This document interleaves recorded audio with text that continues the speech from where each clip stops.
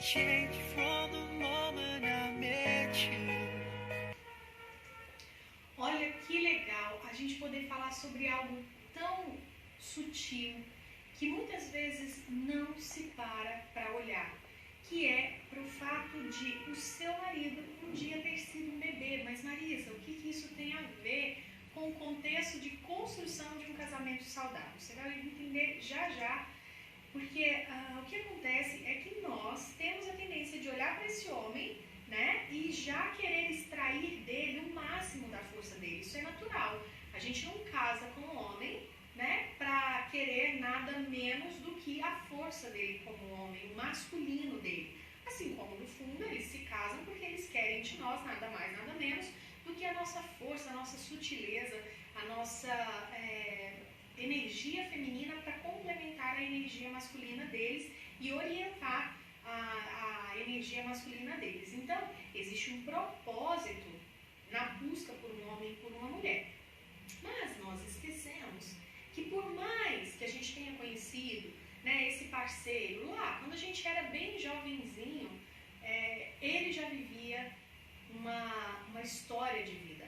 Ele já tinha percorrido um caminho, ele já tinha uma malinha na mão, onde ele guardava ali lembranças positivas, negativas, traumas, medos, momentos incríveis, onde ele foi realmente muito feliz e muito amado, e também momentos em que ele foi deixado de lado, momentos em que as necessidades dele não foram vistas, onde os medos dele não foram acolhidos, e a gente muitas vezes, na correria do dia a dia, a gente simplesmente esquece de olhar para isso, porque a gente não olha muitas vezes nem para a gente mesmo.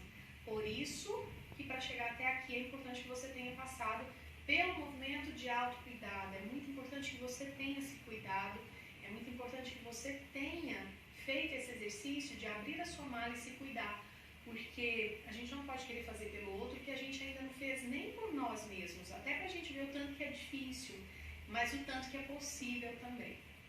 Então, até chegar para você, esse homem viveu milhares de horas, ele teve milhares de experiências registradas nas células dele, no coração, no cérebro, estão lá guardadas essas informações. Então, por trás desse homem defeituoso, desse homem que está fazendo tanta coisa inadequada, que está trazendo problema para o casamento de vocês, existe uma criança ferida. Uma criança que em algum momento passou por uma situação que fez com que ela sentisse medo, raiva, tristeza, uma situação de vergonha que ela não tenha sabido expressar, e aí ela fez o que ela sabia fazer, que era guardar aquilo dentro do coração. Então, eu quero apontar aqui para vocês algumas das coisas que, em geral, esses homens defeituosos trazem, né, por terem vivido lá nos resquícios, quando ainda era apenas um bebê, uma criança. Antes de mais nada, eu preciso te lembrar que ele foi um bebê mesmo, ele esteve no útero materno, ele esteve naquele lugar onde ele era totalmente dependente do que acontecia ao redor. Ele não podia falar, ele não podia... O máximo que ele podia fazer era ter umas reações que muitas vezes a mãe não entendia. Então, se ele presenciou brigas, se ele presenciou agressões, se ele conviveu num ambiente harmonioso, tudo isso afetou ele enquanto feto, enquanto embrião, enquanto depois, mais à frente, como um bebezinho que estava prestes a nascer, e depois como um bebezinho que acabou de nascer. Então, ele realmente foi afetado pelas experiências externas, ambientais. E aí você vai dizer, mas Marisa, o irmão dele se desenvolveu no mesmo útero, o irmão dele nasceu mais ou menos nas mesmas condições, inclusive o irmão dele é gêmeo, viveu ali a gestação no mesmo momento, só que a mãe não é a mesma para um bebê e para outro. Um bebê ele é mais sensível, o outro é mais resistente. Isso vai da programação genética de cada ser humano. Então, a mesma mãe, o mesmo pai, o mesmo movimento de gestação afeta diferentemente um bebê do que outro. Então, o fato é que seu marido é um homem único, que foi afetado por questões únicas, que mexeram com ele de uma maneira exclusiva. Ninguém mais passou por aquilo que ele passou, como ninguém passou pela história que você passou. Sua história é completamente única. Por mais que você tenha, né, uma irmã gêmea, você é única. Vocês só são muito parecidas. Um clone, dependendo aí da condição da gestação. Mas vocês são únicas enquanto ser humano. Então, o que acontece?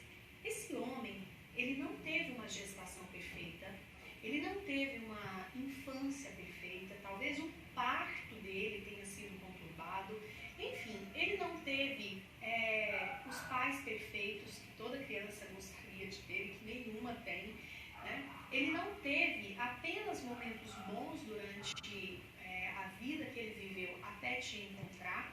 Ele talvez não tenha sido o preterido do papai e da mamãe, ou às vezes ele foi sufocado por conta de ter sido escolhido o filhinho preferido do papai ou da mamãe. Tudo isso também traz influências negativas para o desenvolvimento desse homem, enquanto ser humano, enquanto sujeito. E talvez, agora falando de questões mais profundas ainda, talvez ele tenha estado no lugar errado. Então, um avô foi excluído e ele entrou no lugar desse avô. Nós falamos disso lá na base, falamos disso no degrau 2, no seu degrau. Então, se você tiver dúvidas sobre isso, volta e assiste as aulas sobre sistema familiar. É importante que você, a essa altura, já saiba lidar com essas terminologias, já saiba o que elas significam. Então, pode ser que ele não ficou no lugar dele, né? Ele tinha que ser o filho, mas ele entrou no lugar do pai, porque o pai foi embora, o pai morreu, a mãe colocou o pai para fora e convidou esse menino para entrar no lugar de provedor, que seja lá pela razão que for. Talvez ele não tenha podido estar no lugar dele, para ele se desenvolver ao máximo. Talvez ele se desconectou dos pais, talvez ele foi adotado, talvez ele esteja expiando uma culpa. Nós falamos também do movimento de expiação. Então, se o papai fez alguma coisa ruim no passado, pode ser que ele esteja pegando essa culpa e querendo fazer justiça para a vítima. Gente, tudo isso de maneira inconsciente, ele não tem a menor ideia que isso está acontecendo na vida dele. Pode ser que ele esteja fazendo aquele movimento que a gente falou, de amor cego e lealdade, onde o filho olha para o papai e fala assim: querido papai, por amor a você, eu bebo em seu lugar para te liberar do alcoolismo. Lembrem-se, a gente falou sobre isso quando a gente fala sobre o movimento de lealdade, os movimentos de amor, né? Por amor, uma criança pode fazer coisas inacreditáveis pelos seus pais, achando, né, o pensamento mágico de que se ela fizer aquilo no lugar do papai, o papai ou a mamãe ficam livres daquele destino pesado, enfim. Ou então pode ser que ele tenha feito ainda aquele movimento de: querido vovô, por amor ao meu pai, eu morro também, para que o meu papai fique livre e possa viver mais tempo. Então vamos supor que ele venha de uma família onde o pai dele perdeu o próprio pai há muito tempo. Então aqui, seu marido, seu sogro, o avô do seu marido. Pode ser que esse aqui tenha morrido precocemente. E então, o seu sogro, por amor ao papai dele, esteja querendo ir para a morte. Esteja querendo, buscando inconscientemente um jeito de se deitar ao lado do papai dele. E aí, o seu marido, seguindo esse movimento da família dele, talvez esteja também, de alguma forma, procurando um jeito de morrer. E aí, ele esteja, talvez, fazendo isso para que o papai dele não tenha que morrer. Então, tem muito filho que, por amor ao pai, prefere buscar a morte para liberar o papai da morte. Então, ele faz isso com o eu criança dele. O eu criança dele tem essa fantasia. Então, o que eu estou querendo te dizer é que imagine quantas coisas podem acontecer na vida de um homem até ele chegar, né, no momento do casamento, no momento da paternidade,